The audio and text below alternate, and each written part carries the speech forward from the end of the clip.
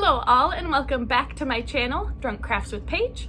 I am Paige, and this week I have a lovely glass of wine. This is actually blackberry wine. It's a grape wine and I usually don't drink reds, but this is very sweet and very fruity and I would highly recommend. This video is not sponsored, but if you're interested in knowing the brand of this wine, please comment down below. I'm just still trying to expand my palate and taste different things other than cider all the time. I'm a big fan of beach items, and that's one of the few things that I keep around for my craft collection just to have in case of emergencies, craft emergencies. I have a lot of stones and sand and different pieces of wood, as you could tell from different coasters that we have made, as well as this large driftwood hanging moon piece that we did. Well, I have one more large piece of driftwood hanging out in my basement, and I've been trying to figure out what exactly to do with it. Where's the piece of wood? Ugh. Why do I never remember to bring things over with me?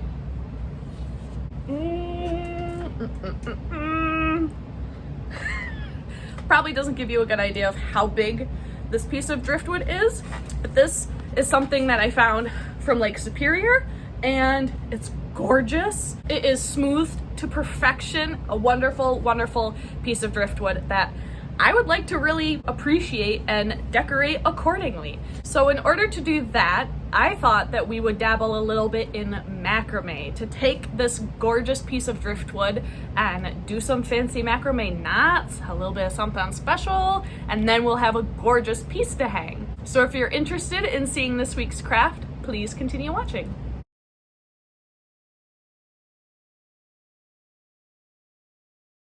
For those that are unaware, macrame is kind of fancily and artfully tying knots in a specific fashion that you make a gorgeous display. It looks really natural and earthy, and I thought that could blend well with this driftwood.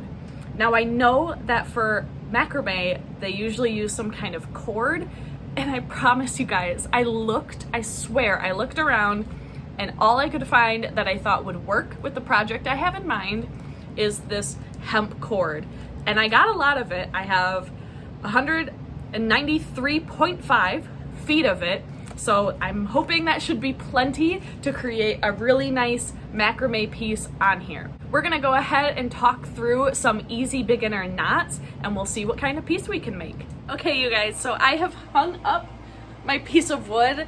It is hanging from my ceiling just by pieces of string, but it's a really nice way to figure out where your wood lands.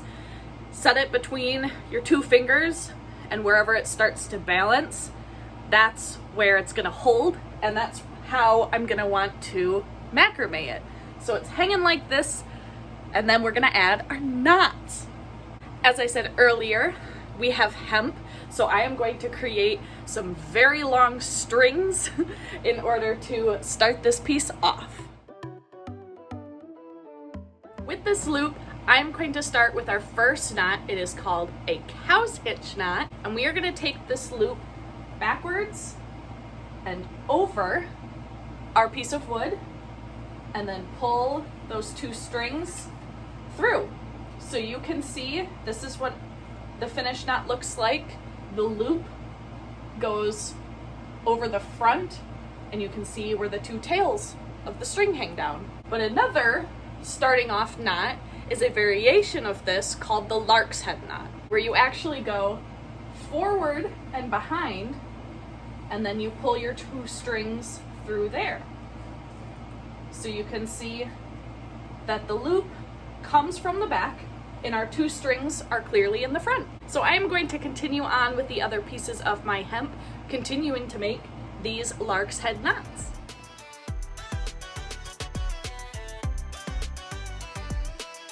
I have a whole bunch of lark's head knots across my wood. I originally tried to space them out a bit more because of the design of the wood, but the macrame kind of looked a little weird, so we have a lot of them now.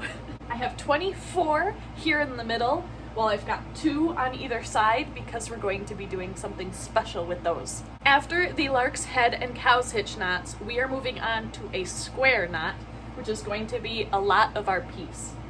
So you're gonna take 2 strands of 2, coming out to 4 strings. The one on the outside left is going to loop over in front of all 3, except for this far right one. That's gonna come over, and then it will loop behind and through the loop we made. And you can scooch it up to wherever you would like your knot to sit.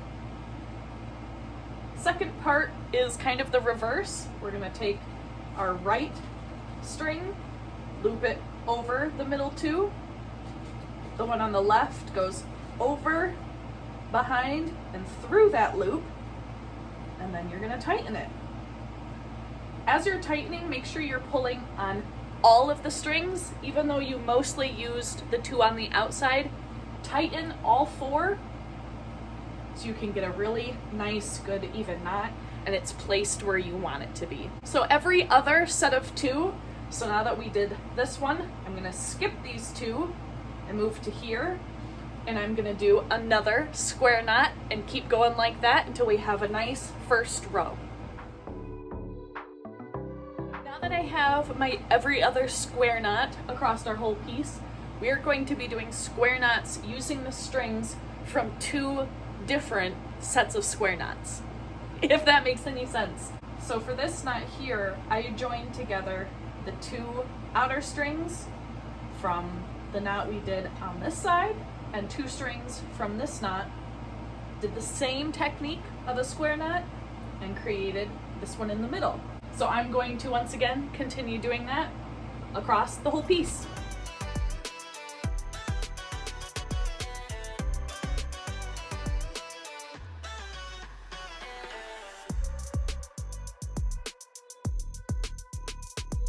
Here is our first layer. I went ahead and started decreasing my square knots so we have a triangle.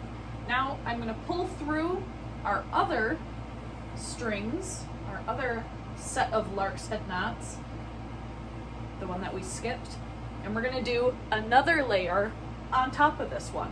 This time I'm going to set our square knots just a little bit lower so you can still see our back layer, and then we'll have another triangle on top.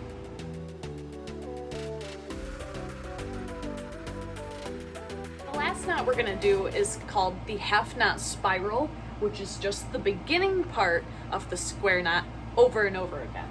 So the portion where you're taking the left string over the middle 2 and the right tucks backwards and through, that is the only step you're gonna continue doing. You don't ever lead with your right string, you're gonna always lead with the left and loop behind, and that's what gives it this spiral when you continue knotting that same way.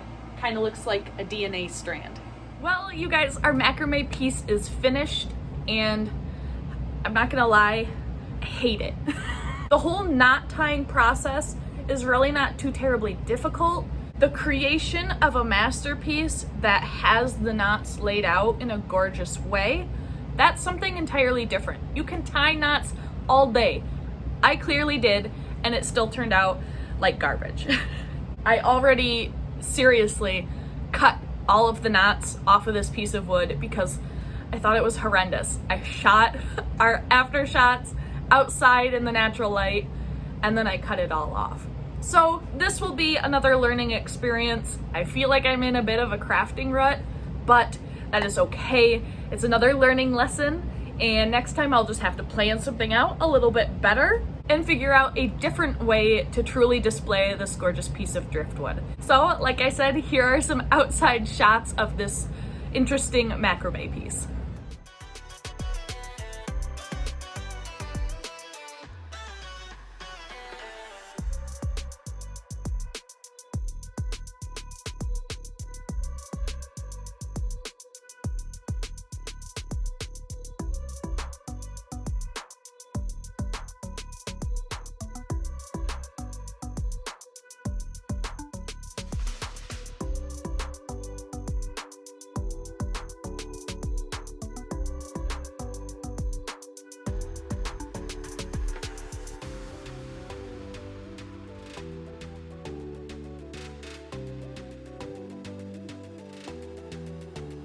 Thank you guys so much for watching this week's video. I know it's kind of a bummer that both of our crafts the past few weeks have been flops a little bit.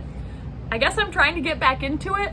I don't know, not every craft ends up turning out perfectly. But if you did enjoy this week's craft, feel free to hit that like button and subscribe to the channel. I post crafting videos on most Fridays. I also have links for all my Drunk Crafts with Paige social media accounts linked down in the description box below. I'll see you guys all for the next one. Cheers.